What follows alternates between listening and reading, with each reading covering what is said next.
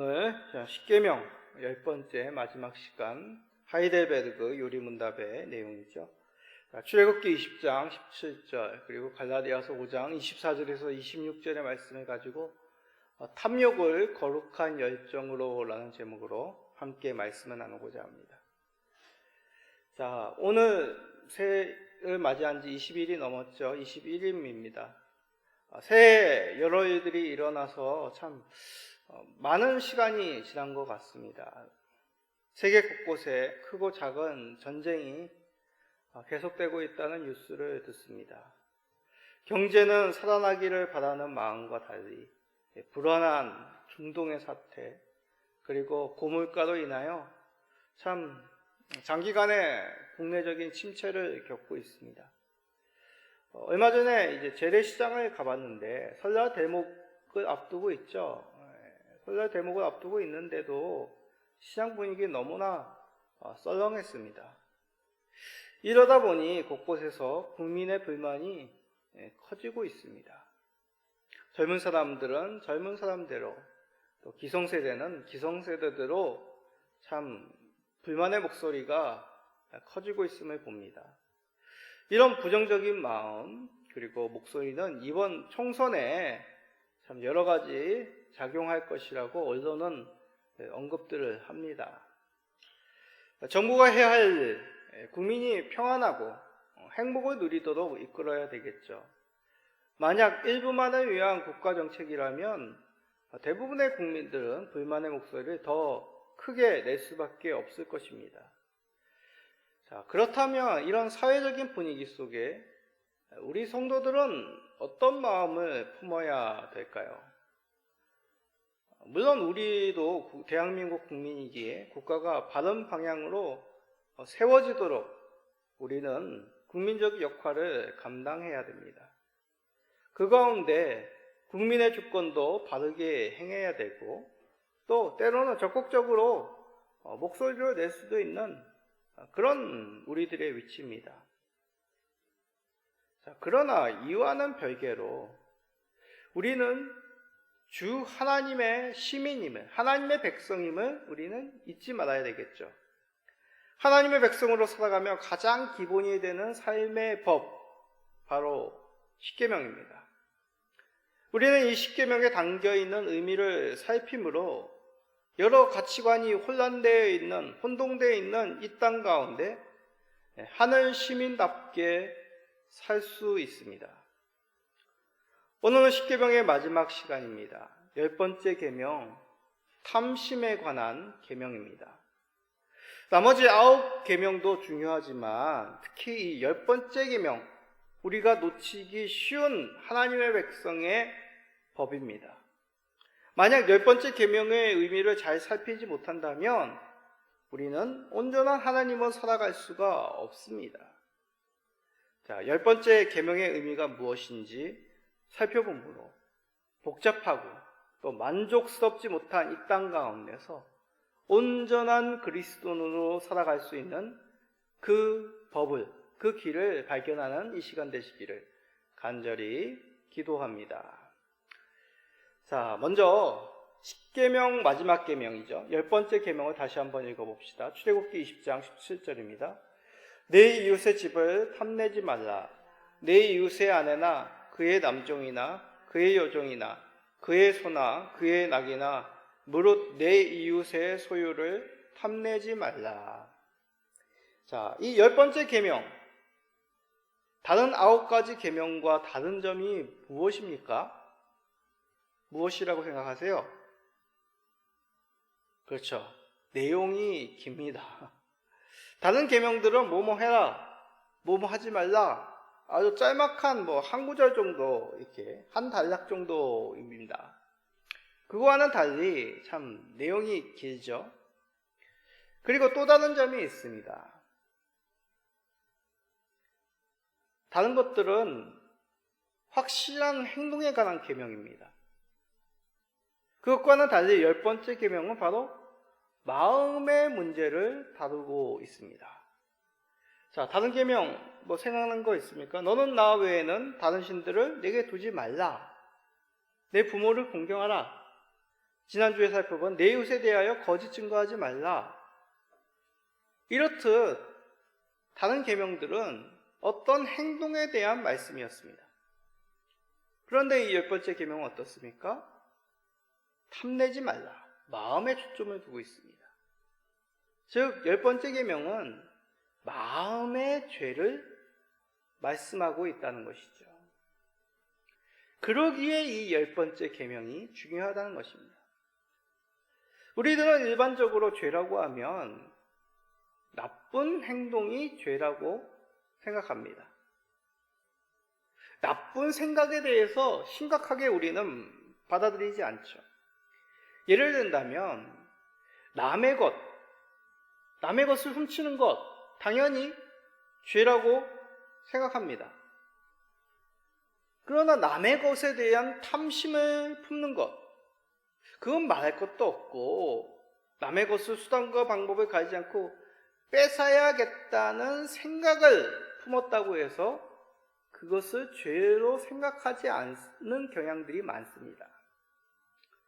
물론 사회법상으로는 죄로 정해진 행동을 하는 것과 그거와는 달리 마음은 있으나 행동하지 않는 것은 죄로 정하지는 않습니다. 실질적인 피해를 타인에게 입히지 않았기 때문이죠.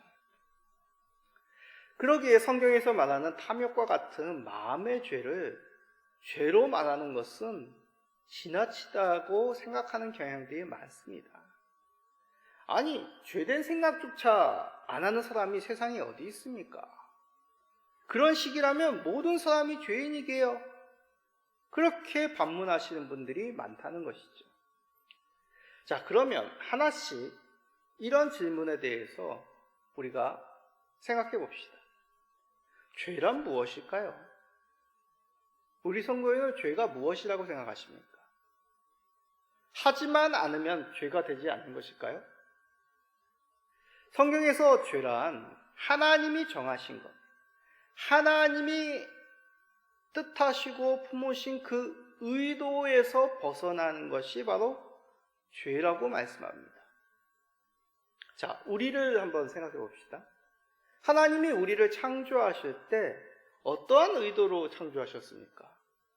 하나님의 거룩한 형상으로 우리를 창조하셨습니다. 하나님께서는 결코 우리에게 죄된 마음을 주시지 않으셨습니다. 하나님의 형상으로서 선택할 수 있는 자유의지를 주셨죠. 그런데 사람은 어떻습니까? 그 자유를 가지고 하나님의 의도에서 벗어나는 곳에 사용했습니다. 그것이 죄라는 것입니다. 하나님께서 우리가 남의 것에 대해 탐심을 가지기를 원하실까요? 그러지 않죠. 그러기에 탐심이 죄가 되는 것입니다. 하나님이 우리에게 가지신 뜻을 버리고 악한 마음으로, 탐욕의 마음으로 우리의 모습을 채웠기에, 우리의 중심을 채웠기에 죄가 되는 것이죠. 그래서 성경은 욕심은 죄의 근원이라고 말씀하고 있는 것입니다. 자, 많이 알고 있는 말씀이죠. 야고보서 1장 15절을 읽어봅시다. 욕심이 잉태한 즉 죄를 낳고 죄가 장성한 즉 사망을 낳느니라. 자, 이 말씀에 대한 예를 하나 들어봅시다. 어떤 엄마가 2명의 자녀가 있었습니다. 이 2명의 자녀에게 아이스크림을 주려고 2개를 사서 냉동실에 넣어놨습니다. 엄마의 생각은 우리 아이들에게 이 정도 아이스크림 하나 정도는 그냥 기분을 좋게 하고 뭐 괜찮을 거야, 몸에 나쁘지 않을 정도야, 배가 안 아플 정도야 라고 생각하며 냉동실에 넣고 자녀들에게 얘기합니다. 얘들아, 아이스크림이 냉동에 2개가 있으니까 각각 하나씩 먹어라. 그런데 한 자녀가 2개를 먹고 싶은 마음이 들었습니다. 탐심이 생긴 거죠. 그래서 이 아이가 엄마 그리고 다른 형제 몰래 2개 다 먹었습니다. 자, 이 일에 대해서 어떻게 생각하십니까? 아이스크림을 산 엄마가 잘못한 것일까요? 아니면 빨리 먹지 않은 다른 아이가 잘못한 것일까요? 뭐 그렇다고 우길 수도 있겠습니다. 그러나 두 개를 먹은 아이의 탐심이 없었다라고 말하지는 못합니다. 탐심이 엄마가 아이스크림을 산 의도였다라고도 말할 수 없습니다. 엄마의 의도에 벗어난 다른 아이의 것을 몰래 빼앗은 것, 빼앗아 먹은 것, 그것은 엄연한 탐심의 마음, 확실합니다. 그러기에 이런 예와 같이 탐심의 마음이란 우리를 창조하신 그 하나님의 의도에서, 하나님의 뜻에서 벗어난 것이기에 이것은 죄라고 우리가 성경에서 말씀하고 있는 것이죠. 야고보서 1장 15절의 말씀과 같이 이 탐심의 마음은 행동으로 옮기는 출발점이 됩니다. 최초 인간의 살인 그 사건의 현장을 기억해 보십시오. 형 가인이 동생 아벨을 죽였습니다. 그 시작이 분한 마음으로부터 시작하지 않았습니까? 그 분한 마음을 품음으로 죄의 행동까지 장성하게 된, 자라는 그 모습을 우리가 이 최초의 살인의 현장 사건 속에서 보게 되는 것이죠. 그러기에 우리는 10계명의 가운데 이 10번째 계명인 탐심을 금하는 법이 하나님께서 우리에게 주신 하나님의 백성이 가져야 될 삶의 법임을 깨닫게 됩니다. 탐욕은 하나님께서 금하신 것입니다. 이것을 기억하시어 이 탐심의 마음을 피하시는 우리 지혜로우신 모든 성도님 되시기를 간절히 간구합니다. 자, 왜 탐심이 죄인지 우리가 살펴보았습니다. 자, 이제는 이 계명을 우리의 법으로 잘 받아들일 수 있겠습니까? 목사님, 그 정도까지는 받아들일 수 있겠는데, 근데 현실은 좀 생각해 보십시오. 아니, 우리가 어찌 탐심의 마음을 없앨 수가 있습니까? 계속 우리가 죄된 인간으로 살아갈 수밖에 없는 건 아닙니까? 자, 하나님께서 이 탐심을 금하는 법을 주신 것, 어쩔 수 없는 우리들의 본성을 아시면서도 죄의 짐은, 정죄의 짐을 씌우기 위해서 우리에게 이 법을 주신 것일까요? 아니겠죠. 하나님께서는 하나님의 공의를 가운데 우리가 하나님의 백성으로서 죄의 짐으로부터 자유하기를 원하십니다. 다시 하나님의 형상으로 회복되기를 원하시는 것이 우리 아버지 하나님의 마음이겠죠. 그래서 예수님을 보내주신 것입니다. 예수님께서 우리의 죄를 대속하실 제물이 되어서 십자가에서 죽으심으로 우리를 그 죄의 짐에서 해방되게 하신 것이죠. 예수님을 믿음으로 말미암아 우리는 이 탐욕의 정죄함에서부터 자유하게 되었습니다. 이제 우리의 몫은 그 자유함을 누리는 하나님 백성의 삶이 남아있는 것이죠. 그러기에 우리가 이 탐심을 벗어버리는 삶의 방향으로 나아가야 되는 것입니다. 만약 예수님이 믿었는데 이제 아무렇게도 살아도 된다, 죄의식 가질 필요 없다, 탐심 누구나가 다 가지는 것인데 꼭 그것에 대해서 생각해야 되느냐, 만약 그렇게 주장한다면 그것은 구원파라는 이단의 주장과 같게 되는 것입니다. 우리가 예수 그리스도로 말미암아 모든 죄가 용서함을 받았다는 것을 믿는다는 것은, 이 역사적인 놀라운 구원의 역사를 우리가 믿는다는 것은 이제 예수 그리스도의 거룩한 백성으로 살아가는 것, 그것까지 이제 우리의 삶이 연속되어진다는 것의 뜻입니다. 예수님의 구속사역을 믿는다는 것은 그 구원의 백성으로 살아가는 것까지입니다. 그러면 이 탐욕의 마음, 이 탐욕의 죄도 용서함을 받았다면 이제 이 탐욕의 문제를 어떻게 다루어야 될까요? 사람이란 좋은 것이 있으면, 아름다운 것이 있으면 가지고 싶습니다. 좀 더 평안한 삶, 여유로운 삶을 살고 싶습니다. 천성적으로 이런 욕심이 없는 좀 특이하신 분들도 계실 수 있겠습니다. 그러나 식욕이나 수면욕 같은 아주 기본적인 욕구도 없는 사람이 있을 수 있을까요? 아무런 의지도 없이 무엇이든지 무기력하게 운명적으로 사는 사람, 그 또한 하나님의 올바른 형상이라 말할 수는 없을 것입니다. 그러기에 중요한 것, 우리들의 욕망에 대한 바른 지혜, 지식이 필요하다는 얘기죠. 하나님께서는 이 욕망에 대해서 먼저 자족하는 삶을 배워라 라고 말씀하셨습니다. 자, 빌립보서 4장 11절입니다. 내가 궁핍함으로 말하는 것이 아니니라. 어떠한 형편에든지 나는 자족하기를 배웠노니. 하나님께서는 바울을 통해 성도인 우리들에게 말씀하시기를 살아가면서 필요한 것은 자족이다 말씀합니다. 자족이 뭡니까?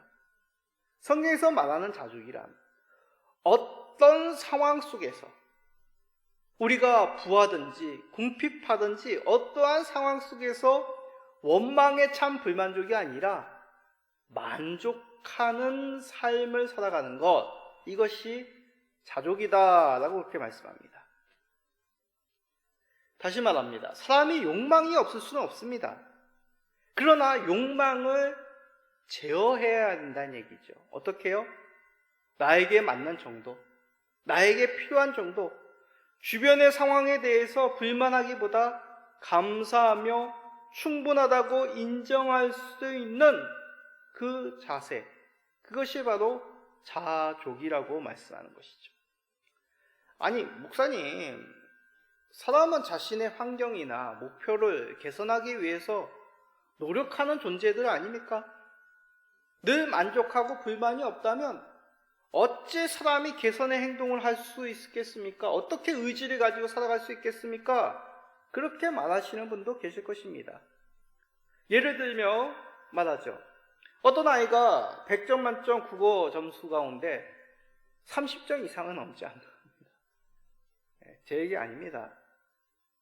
그런데 이 아이는 나는 만족해. 그렇게 늘 여기고 공부를 하지 않는다면 그거는 진정한 자족이라 할 수 없습니다. 나태하게 사는 것이죠. 노력을 하지 않는 것입니다. 난 좀 더 잘할 수 있어. 이 성적에 나는 불만이야. 이런 마음이 있어야 더 공부를 열심히, 더 자신의 삶을 개선하려고 힘쓰겠죠. 자, 그러면 어느 정도가 만족해야 될 삶이고 어느 정도가 노력하고자 하는 선한 의지일까요? 이에 대해서 우리 신앙의 선배들이 좋은 답을 주었습니다.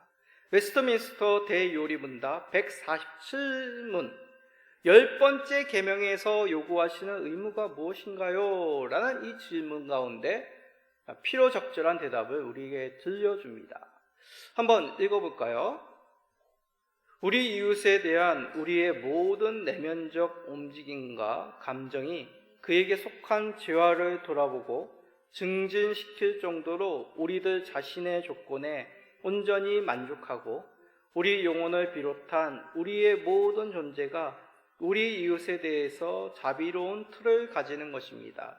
좀 말이 이렇게 길고 어려운 단어들이 나오는데 요약하면 우리의 마음이 하나님께 감사하고 만족하며 이웃에 대하여 베푸는 마음, 그것을 가지도록 힘써야 된다라는 뜻입니다. 다시 한번 말씀드립니다. 하나님께서 주신 것에 감사하고 만족하며 이웃에 대하여 더 섬길 수 있는 그런 마음, 이것이 바로 10계명 가운데 10번째 계명, 우리들에게 들려주신 의도라는 얘기죠. 우리는 감정적으로 쉽게 가질 수 있는 것, 불만족입니다.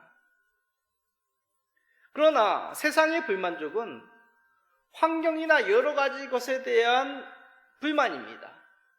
그 불만을 품을 때 어떻습니까? 기쁩니까? 나는 이런 사회가 너무 불만족스러워. 웃으면서 이야기하지 않습니다. 내 마음도 괴롭죠. 내 마음도 상합니다. 그런데 그 상한 마음이 어떻게 됩니까? 하나님에 대한 원망. 나는 왜 이런 가정에서 태어났을까? 원망이 듭니다. 그 원망이 하나님을 넘어 이웃에까지 넘치게 되는 것이죠. 그 사람 때문이야.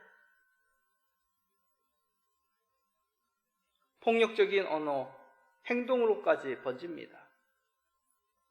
나나 타인이나 사회를 더 어렵게 만들고 미움으로 가득 차게 만드는 것이 일반적인 불만족의 결과이죠.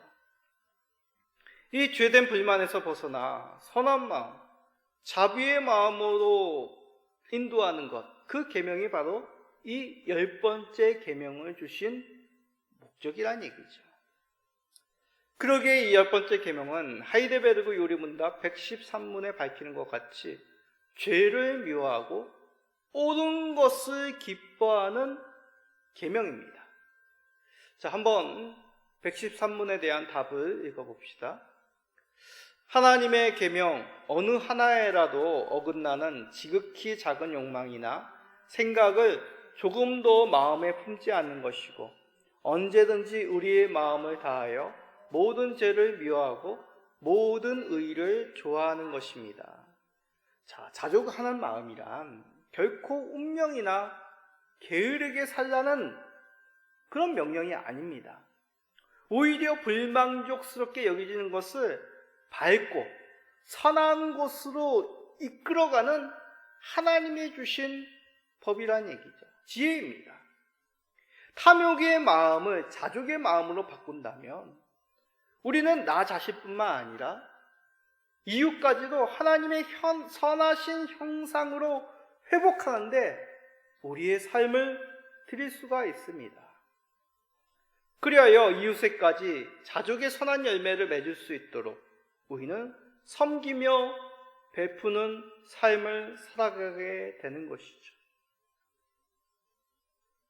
그리하여 이 10번째 계명, 그 계명 속에 담겨져 있는 하나님의 뜻을 잘 새기어서 더욱 이웃을 섬기며 사랑할 수 있는 그런 베푸는 삶을 살아가시는 모든 성도님 되시기를 간절히 간구드립니다. 자, 이런 자족하는 마음, 탐심이 아니라 자족해야 되겠구나 깨닫습니다. 자, 그런데 그렇다고 탐욕의 마음이 사라질까요? 욕망이 사라지십니까? 우리는 탐욕과 선한 욕망에 대해서 구별할 필요가 있습니다. 결코 성경은 욕망에 대해서 부정적이지 않습니다. 만약 욕망을 없앤다든지 그 욕망 자체가 죄라고 말한다면 이것은 불교와 같은 종교관을 가지게 됩니다. 불교는 뭐라고 합니까? 이 세상의 욕망을 다 끊고 득도해야 된다고 말하죠. 그러나 성경에서는 이렇게 말씀합니다. 갈라디아서 5장 24절. 그리스도 예수의 사람들은 육체와 함께 그 정욕과 탐심을 십자가에 못 박았느니라. 정욕과 탐심은 부패한 인간성과 관계된 욕심을 의미합니다. 하나님이 아닌 자신이나 자신이 아끼는 어떤 대상을 더욱 채워나가는 것, 그것이 욕심입니다. 이는 다르게 말하면 선한 욕구도 있다는 뜻입니다. 그리스도인들이 가져야 될 선한 욕구, 무엇일까요? 바로 성령의 뜻입니다. 성령으로 충만하고자 하는 뜻입니다. 거듭난 사람들, 다시 예수 그리스도로 말미암아 새로운 삶을 얻게 된 인생들은 성령님을 따르는 욕구, 성령님께 지배당하는 성령님으로 충만하기를 원하는 그런 마음을 품게 되는 것이죠. 좀 더 하나님을 알기를 원하고 좀 더 하나님 백성들께 살기를 원하는 욕구, 이러한 거룩한 욕구가 바로 10번째 계명을 통하여서 우리들에게 품고자 하는, 우리들의 욕구들을 선하게 이끄시는 하나님의 방법입니다. 성경에는 이런 선한 욕구로 회심의 삶을 살았던 많은 사람들이 등장합니다. 이들은 하나님의 백성된 사람으로서 예전에 품었던 삶의 방식들, 탐욕의 삶의 방식들을 내려놓고 새 사람으로, 중생한 사람으로서 하나님의 뜻을 쫓아 성령님이 이끄시는 대로 그들의 삶을 채워갔습니다. 자, 대표적인 인물이 누가 있습니까? 바로 세리장 삭개오가 있죠. 자, 잘 알고 있는 말씀이죠. 누가복음 19장 8절입니다. 삭개오가 서서 주께 여짜오되 주여 보시옵소서, 내 소유의 절반을 가난한 자들에게 주겠사오며 만일 누구의 것을 속여 빼앗은 일이 있으면 내 갑절이나 갚겠나이다. 자, 이 삭개오의 선포는 단지 경제적인 보상을 하겠다라는 의미가 아닙니다. 이제껏 자신이 살아왔던 탐심의 삶, 탐욕의 삶을 내려놓고 버리고 이제 하나님이 원하시는 뜻, 성령님의 그 뜻대로 살겠습니다. 하나님이 기뻐하시는 뜻으로 살겠습니다. 어떻게요?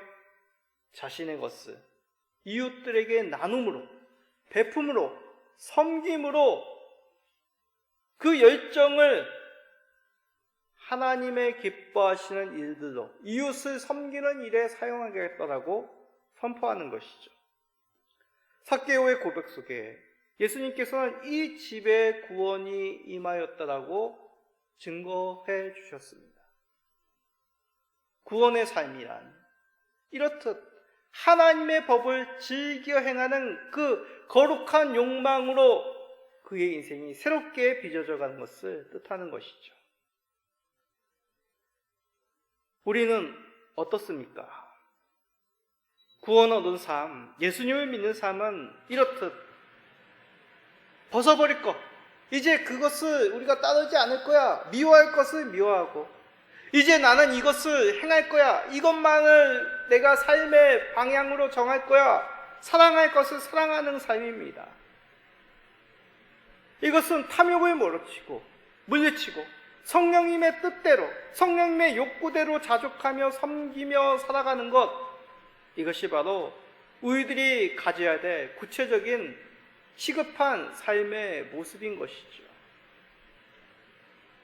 우리는 마음을 드러내지 않으면 괜찮다고 생각합니다. 그러한 생각으로 우리의 마음을 채워나갈 때 우리는 더욱 세상의 것을 흠모하고 그것을 채워나가는 탐욕의 삶의 방향으로 살아갈 수밖에 없습니다.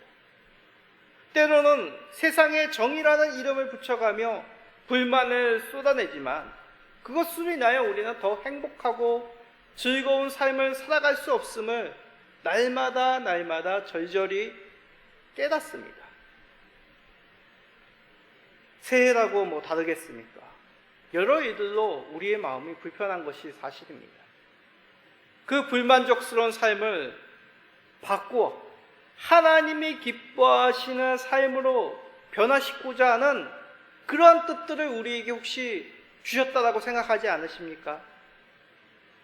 그러기 위해서는 물질에 대한 소유, 내 뜻에 대한 욕망이 아니라 우리가 가지고 있는 재능, 우리가 가지고 있는 것들을 통하여 더 어떻게 하나님을 기쁘시게 할까?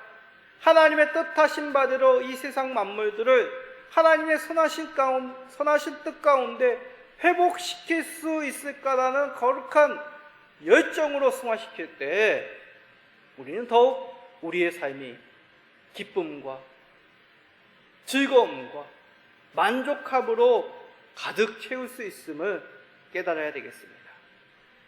우리는 거룩한 주의 백성입니다. 성령님을 쫓아 하나님의 창조의 뜻을 회복시켜야 될 하나님의 자녀들입니다. 이 10계명 10번째 계명 가운데 이런 하나님의 선하신 뜻들이 있음을 기억하시고 새해에는 더욱 우리에게 가진 그 열정과 욕망들을 하나님을 기쁘며 이웃을 섬기는데 선한 것을 사랑할 수 있는 우리 모든 성도님 되시기를 예수 그리스도의 이름으로 축복드립니다. 아멘.